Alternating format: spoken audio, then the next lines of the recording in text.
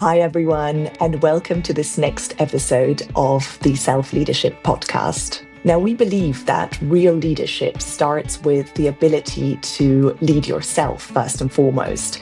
But we also know from experience that that is not always the easiest thing to do.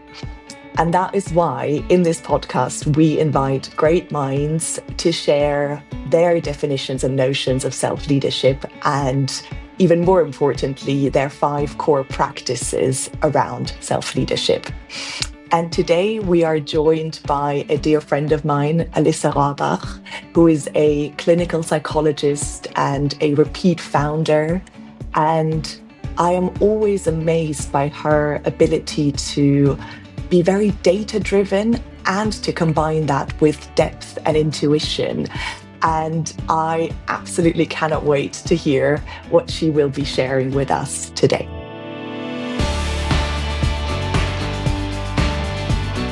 Hi, everyone, and welcome. My name is Anna, and my co-host Josh is here with us today, as always. And we are joined by our guest, Alissa. A very warm welcome, Alissa. It's great to have you here. Hi, Anna. Hi, Josh. I'm very excited to be here. Alissa, we thought that it would be great to start the conversation by you telling our listeners, who is Alissa? Of course. Hi, everyone. I'm Alissa. I'm from Berlin, and I'm an entrepreneur with an academic background in clinical psychology. So, yeah, probably not the most classical path to being a founder, but already during my studies, I realized I'm very fascinated by creating things, and that kind of brought me into tech, and especially to the intersection of science and product, which I'm very excited about. So yeah, I founded 2 companies by now. My recent one has been in healthcare. So really combining my clinical background and my tech background. The company is called Recovery Cat. It's a spin-off from Charité Berlin. So one of the largest university hospitals in Europe. And we develop software for psychiatric care. So for patients with severe mental illnesses such as schizophrenia or bipolar disease. So other than that, I really enjoy the city life in Berlin. I really like all kinds of cultural activities. And I also have a 2-year-old daughter. Oh, thank you. Thank you so much for sharing that, Alissa. And there is so many things that I want to follow up on. For now, let me ask this. What fascinates you most about the creative process? So I think this feeling of being able to create new value out of nothing, especially in the science field where there is so much incredible scientific work and research, but very few things get translated into the actual day by day in some or the other way. So I think being able to kind of do this translation together with other scientists, that's really amazing. And I think this is also where maybe more impact can be created in tech, because I am also a little bit critical about that space, as you know. So I think very often new markets, new clients are being created, but no real problems are being solved. And there are so many in this world. So I think this is really where science can help. And yeah, making this translation is really, I think, where I'm excited about. I absolutely love that. And again, it's combining that depth, right, with practical real world applications that actually create value and serve people. I love it. And Alissa, I would now be super interested to hear what self-leadership means to you. Yeah, so I think this is a very interesting question. I think for me, self-leadership really means figuring out what I need to do emotionally and physically well. This is kind of the foundation for anything else. So in order to achieve my goals, do things that are according to my strengths, my values, and so on, I first of all need to be well. I think this sounds very easy, but to create an environment where, especially in this entrepreneur hustling culture, and also being, a parent, which in itself can also be quite exhausting, in that environment, being able to create a day by day that I am doing well. This is for me the absolute foundation. And yeah, this kind of means self-leadership. It also means, in a way, saying no to that narrative. I really like your definition. And one of the things that we are learning, the more episodes we do of this podcast, is that there's usually a moment where someone comes across their own definition of self-leadership. Something happens. It's not something that we're necessarily born with or we grow up knowing. So I'd love to know, where did this definition come to you? Do you remember the kind of phase, the chapter of your life where this appeared? Was it something that you actively tried to seek? Could you talk us through how you came to this definition? This is a very interesting one, because I think in a way I've always been a defender of my own needs as well, which I think I'm not super sure where that came from, but I've been in a way protective of my own time, my interests, so many things in my life that are so important to me, my family, my music, so many things. So I've been protective of that, and I've been trying to search for things that also work with this balance. But I think where it really came very important to me was certainly when I founded my last company. We were at Charité for a while, and then we spun off and we raised a seed round. So things were getting obviously more into this kind of VC mode where people are expecting certain things from you. And that also was the time a little bit later when I became pregnant.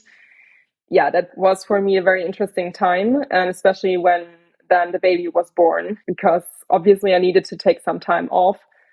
But then I started working pretty early, and it was definitely too much. So juggling both this pressure, there were some things in the company which were difficult. We had to manage, like most companies are, startups are a bit of a roller coaster by that time. There were a few things we really needed to tackle. I needed to be there. At the same time, I had this little baby who wasn't at like 3, 4, or 5 months, who wasn't sleeping very well. I was waking up 5, 6, 7 times during the night, and I was feeling quite miserable with this sort of sleep.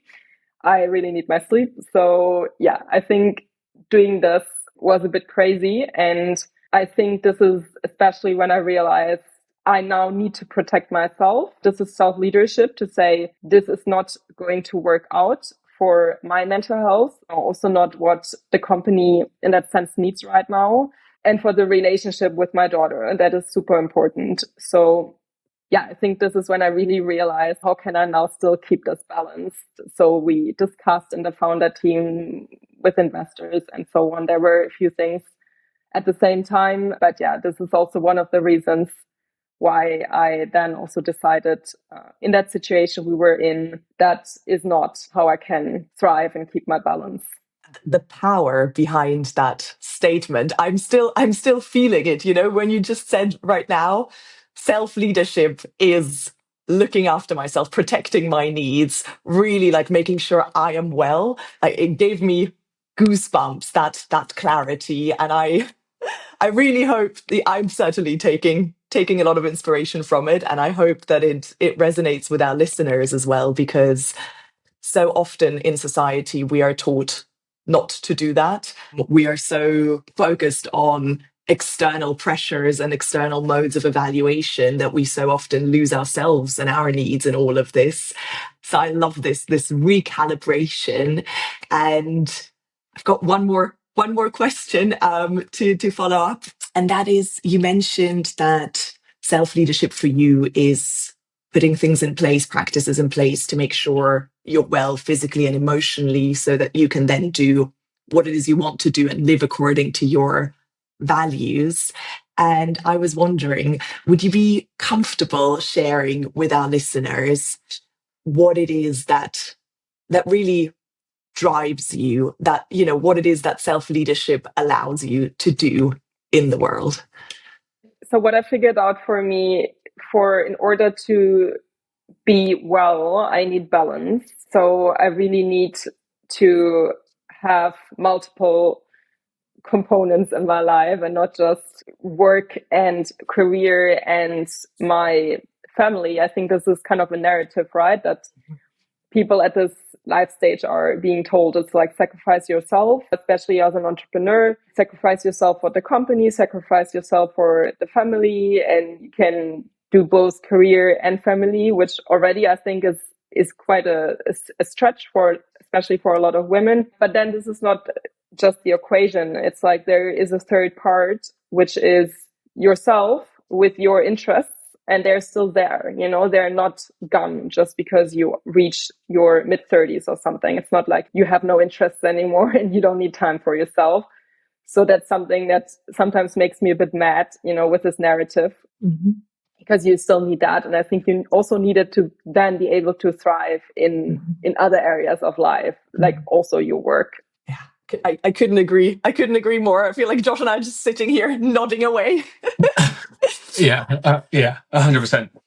Brilliant. So, Alissa, what we would love to know is, what is the first self-leadership practice that really helps you take good care of yourself? So I think the first one is a very practical one. It's like sticking to timings. So first of all, setting timings for yourself, because if you're self-employed as an entrepreneur, freelancer, and so on, you don't have these timings, right? Like an employee, but I think it's extremely helpful. So to say, okay, when am I stopping to work? Usually during the week, I'm trying to take my weekends off. So having concrete timings really helps me to be more productive when I work, but then also being able to enjoy my time when I don't work, with my daughter, with my friends, doing other things, my partner, sports, and so on.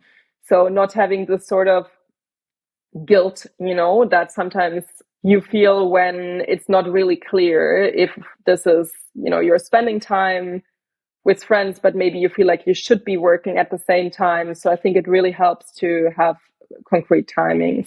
You mentioned the word guilt there, and it was exactly what I was thinking about when you were describing this practice, because I feel like a lot of us would have that similar feeling. If anyone is listening to this podcast who is trying to create these boundaries and is experiencing this guilt, is there anything that you can share that really helped you? I don't want to say remove that emotion, because it's allowed to be there, but kind of overcome that emotion. Like how can someone enjoy those boundaries as opposed to feeling guilt about them? Yeah, that's an excellent question. I think what helps me is that I don't believe that the 24/7 hassling is working. So it's not just to protect yourself. I also don't think people are more productive when they don't take time off from work.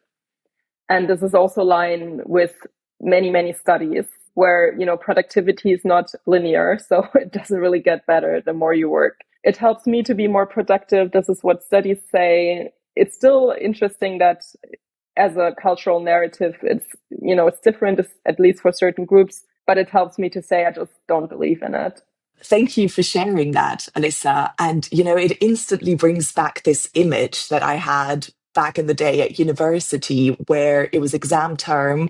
And of course, we all spent a lot of time in the library. However, I distinctly remember going in the morning and doing a few hours and then leaving to, you know, get on with other things. And then I decided to pop back in the evening. And some of the same people from the morning, they were still there. They clearly had not left the whole day. And at that point, they were sitting there like zombies. A few of them even had like beer bottles next to their desk. And I was looking at that thinking, what are you doing? Like, clearly it's a bit mad, no? Like, that's what they thought productivity looked like, or that's what they needed to do in order to feel like they were working hard. But I mean, nothing was going in. I remember the looks on their eyes, they were just empty. So, you know, had they listened to your advice back then, I feel like they would have had a much more successful and also a much more joyful preparation of their exams. Yeah, I couldn't agree more. I think there is short-term consequences, negative ones, of this sort of behavior. So you're not, you know, I don't think these students were able to really learn well, and this is not how the memory works. It needs enough sleep and so on. But there is definitely potential mid and long-term risk to it. So many people burn out in this environment. There is risk to doing this and to following this kind of hustle culture. And so you should be very aware of that. It might just be a lose-lose in the end for everyone. By the sounds of it, you very clearly think about, hey, how many hours am I comfortable working? How many hours do I think are needed for what I want to achieve? And how many hours do I need or want for myself and my personal life? So it feels like a lot of intentionality goes into this practice. Is that fair to say? It's definitely fair to say, yeah. So I think this is something that you have to set for yourself, but then maybe that's already the second practice also that I find very important. You have to be conscious about this and share it and discuss it, be aligned with your, for example, co-founders, whoever you work with. So this is something that has to be communicated because you're not just an employee, right? So people might expect something different. And I think it's very important to check if this model is important for your founders too, if they have a similar cultural view on it or similar values in that sense, then to be very explicit about it. Also have other people know those boundaries. For example, it does not mean there are no exceptions. Of course, I make plenty of exceptions, but then this also feels like an exception, right? So yeah, I think there's like meta conversations from the start with the people you are working with about these values. And it can be different reasons, right? Why it is important for them. So they might also have a family, but maybe they also have like some more time intense hobby they really want to preserve.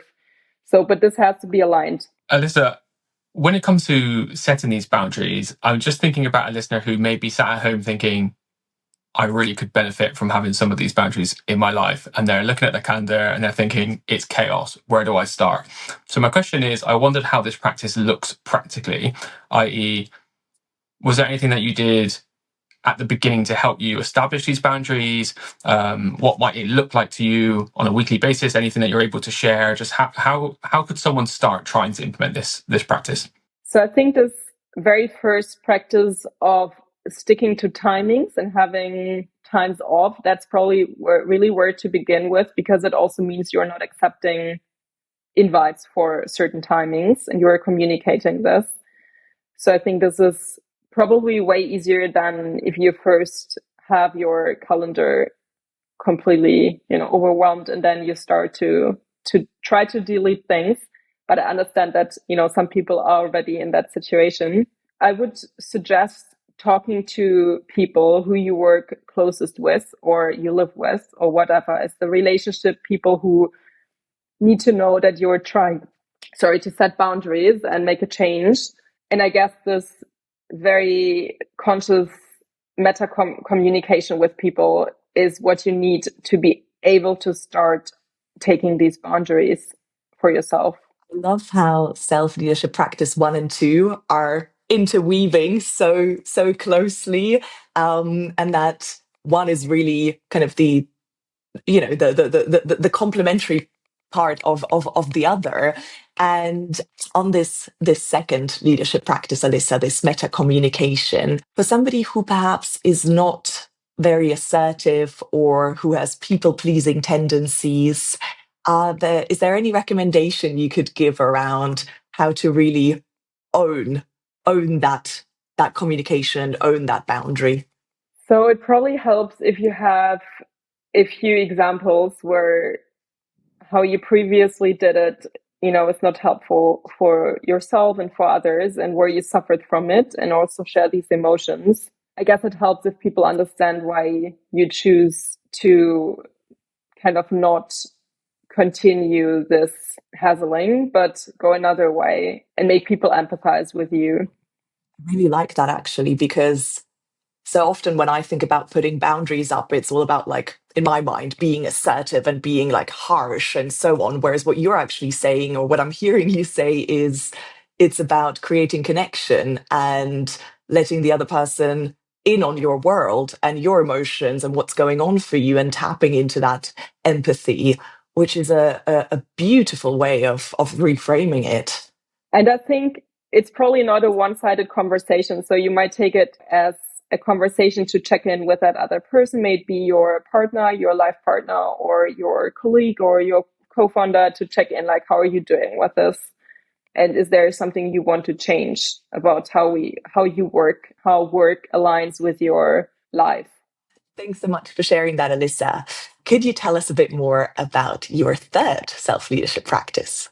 So I was talking already a lot about the sort of balance, and I think this is where most of my practices also come back to. But this time for myself, I think, as you're not going to have too much of it, it's important to spend it well with things that are really good for you, and it might not be what is en vogue right now. So maybe it might be meditation, but maybe it's not that. So for example, for me to relax, I think, Anna, you know it, but I love these kind of YouTube ambience videos where you have like a cozy coffee shop, AI created mostly, I think, sometimes really cheesy, in the forest, with some gentle jazz music in the background. And I just sit there, imagine I'm sitting in the coffee shop in the forest. So it might be individual preferences you have, but really think about what is something that can relax you in your day by day, but also balance you, motivate you. For me, I'm trying to do sports every day, but it was important to find something that I don't have to push myself to do, but it's rather a pull, So for me, I do a lot of Pilates bar, but I had to figure it out over time, what's like the best thing for me to do. And I think it's just important you find your pleasurable activities that really match you. It doesn't have to be what other people are doing. I also really love these videos. I'm so glad someone's finally brought these videos up. I really like the rain ones. I thought it was just me. No, me too. I need it every day, and it has to be seasonal for me. So now I'm watching the autumn ones. And then in winter, it's like the snowy, stormy, Christmas themed ones. Yeah. Your activities that you're discussing, planning, so to speak, or making time for, are they the same every week? Are these like recurring things that you try to just keep doing?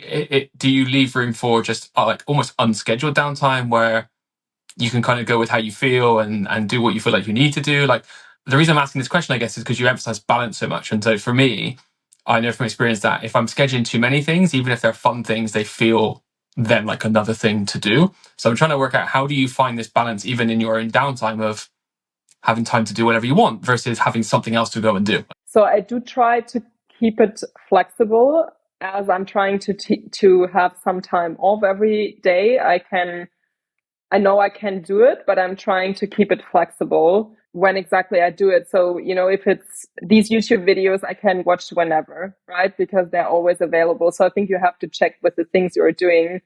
It makes it easier. With my classes, I have Abo, and then I can use all the studios around. So that makes it very easy to kind of, I think for me, the trick is to make it kind of flexible and easy. Yeah, and I guess if it becomes too rigid, it becomes easy to get out of. Whereas if you have it flexible, if you keep it flexible, it's something that you can keep up with instead of. Right. Yeah, definitely. That makes sense. What would you say of all of the activities that you do in your downtime that you're able to share? Like, what are the ones that give you the most headspace or the most energy back? Like, if you could keep one, what would you keep? I would keep doing sports. So out of the things I really just do for myself, I would keep sports, because I think that works really well on an emotional level, but also obviously on a physical level and long term. I find it so important. That's like something I don't want to miss in my life. And I really liked how you mentioned kind of flow and ease in relation to sport as well. That, for you as a process of finding what is the thing that, I think it was, pulls you, right? That pulls you in, as opposed to you having to push. And I feel like that's a point that's often overlooked. Often the narrative is, I have to do sports, I have to keep healthy, I have to just, and then it becomes kind of similar to what Josh mentioned, another to do, another thing that's like, another tick box in being this well-rounded human being, whereas what you're describing sounds very much like something that is coming from a place of intrinsic motivation, of joy, of alignment, which has such a different, like, energetic quality to it.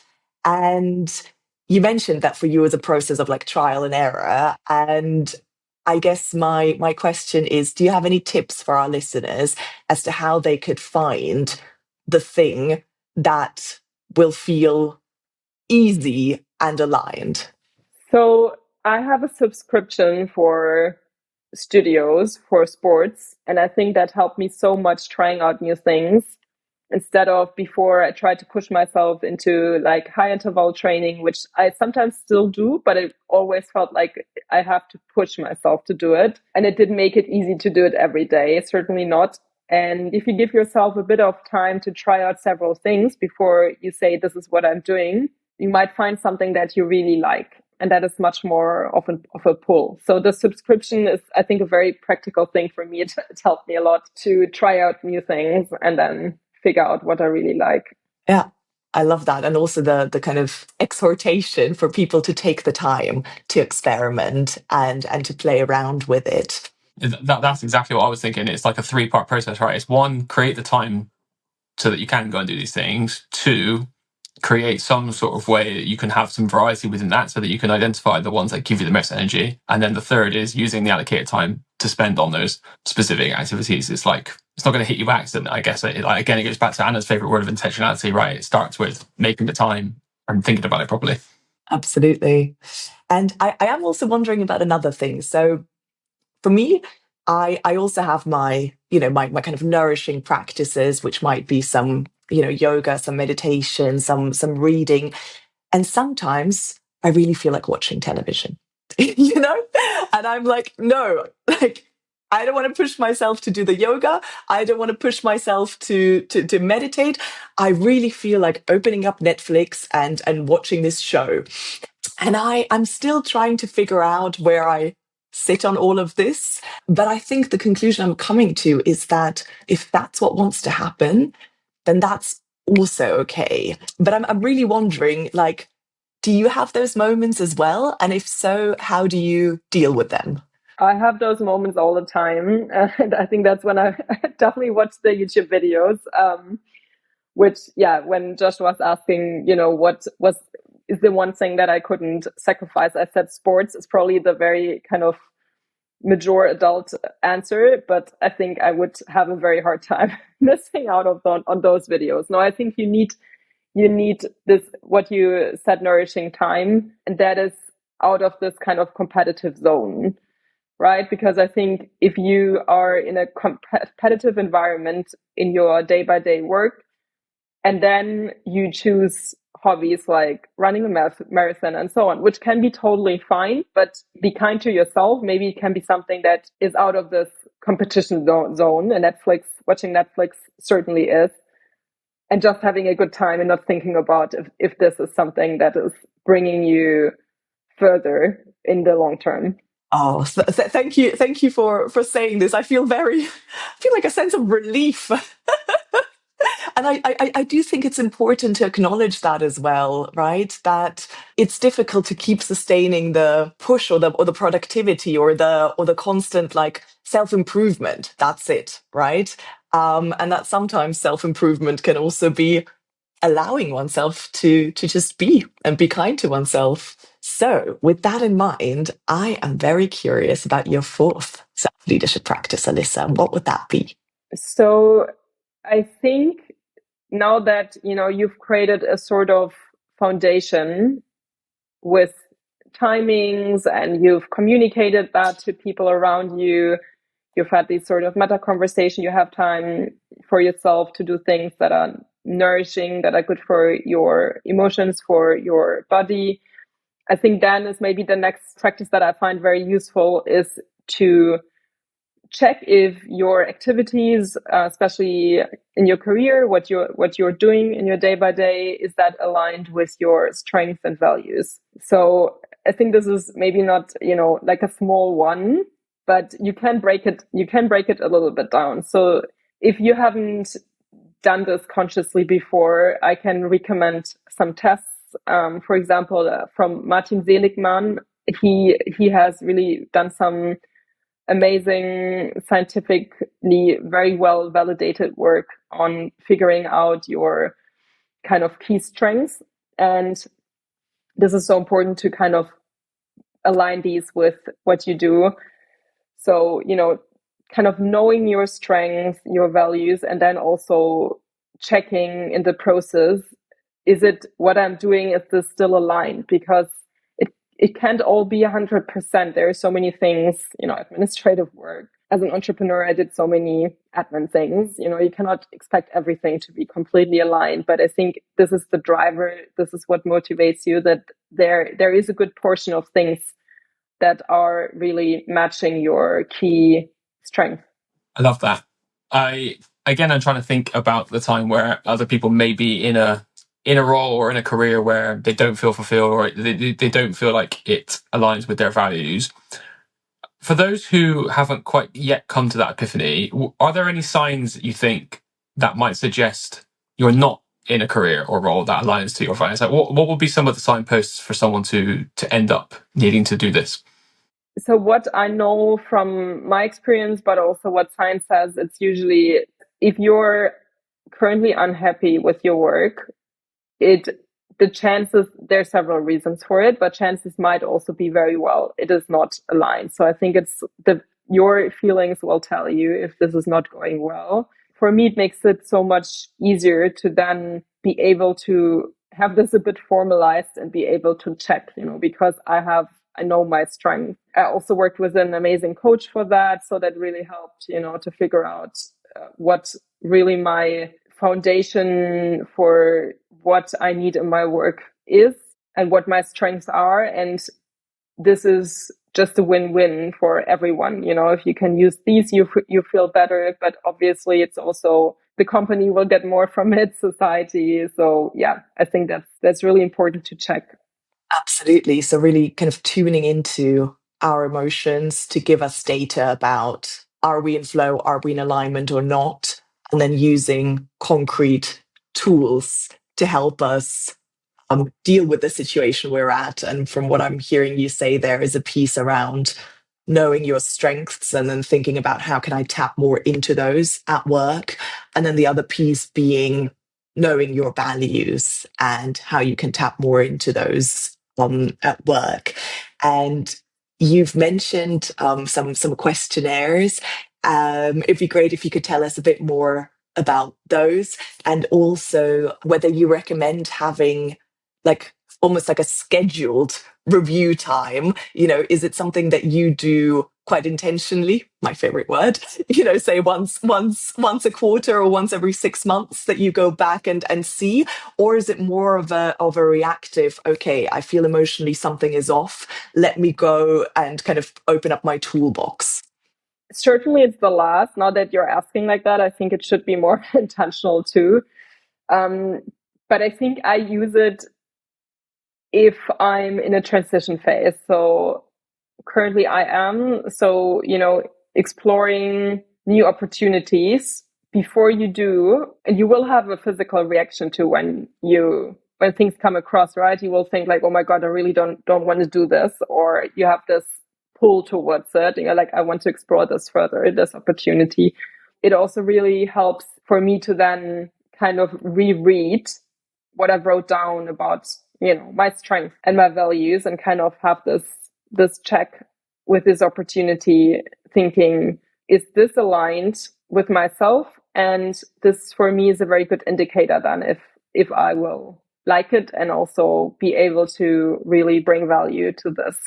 This is actually something that I recently realized for myself, that the most powerful decisions are made, in my experience, when you listen to your inner feeling and then you validate it with rational thinking, and it sounds very, very similar to what you're describing. It really brings the two together.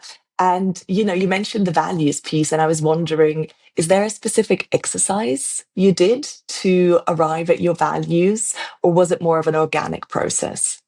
So I did work this through quite consciously with a coach.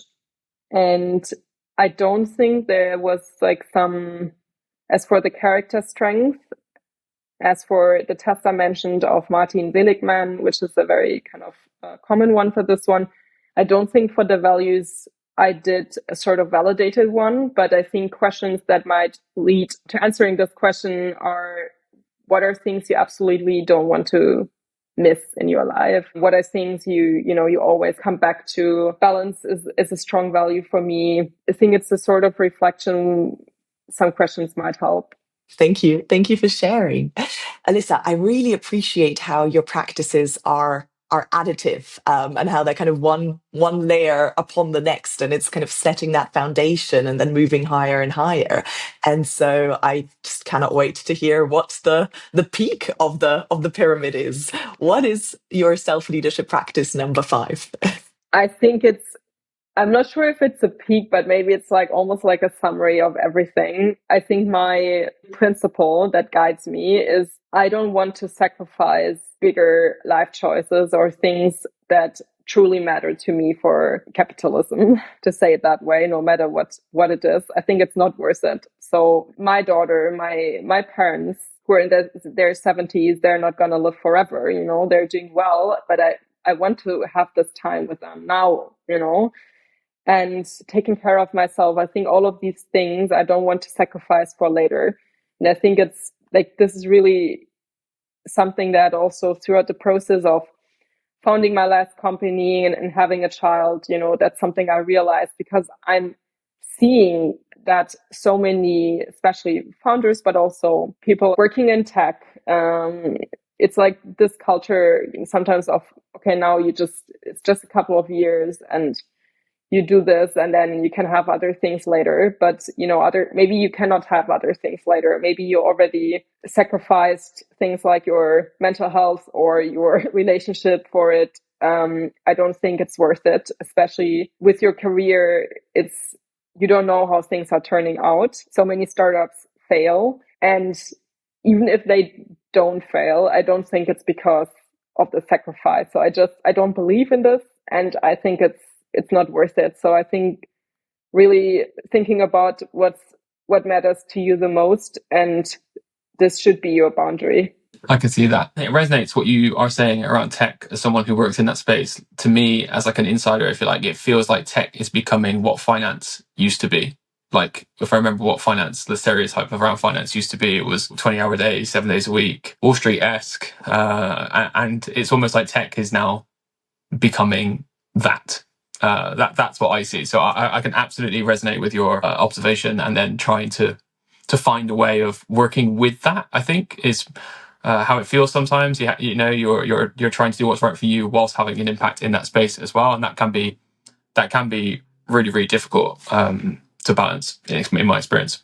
And what strikes me listening to you is that usually I find people who have this very strong sense of, I know what I want, I know balance is important to me, I don't want to sacrifice key things because of the capitalist structure that we're in and the capitalist pull. They often, in my experience, end up taking jobs that are not particularly demanding, and jobs that are kind of, that pay the bills, that are comfort zone jobs, and that allow them to, focus on all these other pillars in life. Now, you did the opposite. You did not found just one company, you founded 2 companies, and the second one you did also amidst being pregnant and giving birth to your daughter and raising a child. So it feels like it's the opposite of comfort zone and, the easiest environment to be able to have balance in. So I'm wondering, what is the pull to combine these 2 things and to not just go for the comfort zone role that then gives space for balance? Balance is important for me. And at the same time, I also chose this career path as an entrepreneur.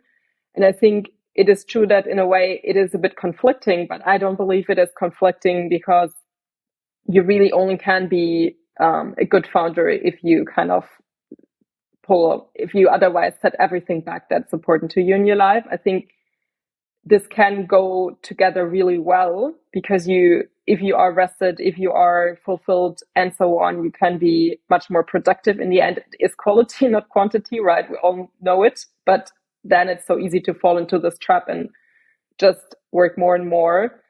But I think what made it really hard for me is that even though this is something I believe in, and I think people I chose to start companies with, they also believed in it, because we did have these conversations, and without it wouldn't have made sense for me to kind of also start it together. So a bit of a critical view as well on this kind of, tech environment. And Josh, I agree 100% with the comparison also to the financial scene. What made it hard for me is not everybody in this environment shares this belief, right? So the common theme is still, they want to see you sacrifice yourself and struggle, put other things back. And especially, of course, if you're the C-funded company, this is kind of the expectations of a lot of investors, not everybody, but a lot of them still have that. So it's something that is making it really hard. So you can have this belief and you can choose people around you who share it to work with, but not everybody will have it. And sometimes you cannot choose. So this is certainly something for me to be, still figured out. It's probably going to be also a constant kind of struggle. Yeah. What I'm hearing you say, Alissa, and please correct me if I'm wrong, is that the contradiction is not a real contradiction. It only becomes an apparent contradiction due to external pressures and kind of that old paradigm of need to sacrifice everything and work super hard, and that will bring the best outcome. Whereas actually, if we dare to push past that and to push past the expectations of the people that still hold that old paradigm, then we can embrace a new paradigm where we show up to work in a way that is, as you say, well rested, motivated, and deeply aligned. Because deep alignment is not something you can feel when you are burned out or half sleep deprived or anything else. And in reality, if you're well rested, then you don't want to do a comfort zone job that doesn't fulfill you. You actually want to share your power and your energy with the world and do something meaningful. Like that's what I'm taking. Is that fair to say? 100%. It's very well put. Yes. No, I'm like, yeah, I'm taking a lot from this. Yeah, I think you need a bit of system critique, right? To this comes with it. Otherwise, this is not just something you're doing for yourself. I think it's also something you have to show there is another way. This is the kind of hyper capitalism in the tech world that is, I think, from the products being created, but also from how people are being treated. This is not leading to something really sustainable. So I think we need also to have other examples. And what's also really sitting with me is self-leadership practices as system critique. That's so powerful. That is, like a grassroots movement, or like a bottom-up movement of, I start with myself, but really this isn't just about me. This isn't even just about my company and my employees. This is about the world we live in and how I believe we want to actually show up. So sitting very, very deeply with me, Alissa. Thank you for that. Or our children as well. Or our children. Yeah. Could you please, for our listeners, recap your 5 self-leadership practices? Of course. So yes, I started with stick to timings. Set timings for yourself and stick to it, or you take time off. Then talk about it with your partners at work, in life. So try to share this, communicate it, make it a two-sided conversation about what values are important and how you want to spend your days, and what it means for maybe also being not available sometimes. Then I was talking about how can you have this like nourishing time for yourself, and how to figure out what's good for yourself. So it does not have to be what everybody else is doing, but like experiment. So you find something that you have this pull towards and you don't have to push yourself towards. Yeah, then we were talking about aligning what you do with your strengths and values. There's some concrete tests like the Seligman test you can take online for free, but it's also just good maybe to, talk to family and friends about it, what matters to you. And then last, those things, your values, your things in life that matter most to you, it's not worth to sacrifice it. So really, that's something you have to protect. I think, to kind of conclude this, we were talking about this societal narrative, which is very strong for both founders and for parents, of like sacrifice yourself. I think it's a lose-lose for everyone. I would really advise to not buy into this and make your own thoughts around what you think of it and how maybe you want to do it in a different way. What a strong and powerful note to end on. Thank you so much, Alissa. And this brings us, to the close of another fantastic episode of the Self Leadership Podcast. We really hope that our listeners, you found it valuable, and that there will be some concrete takeaways and inspirations for you off the back of this beautiful conversation. Thank you, and see you next time.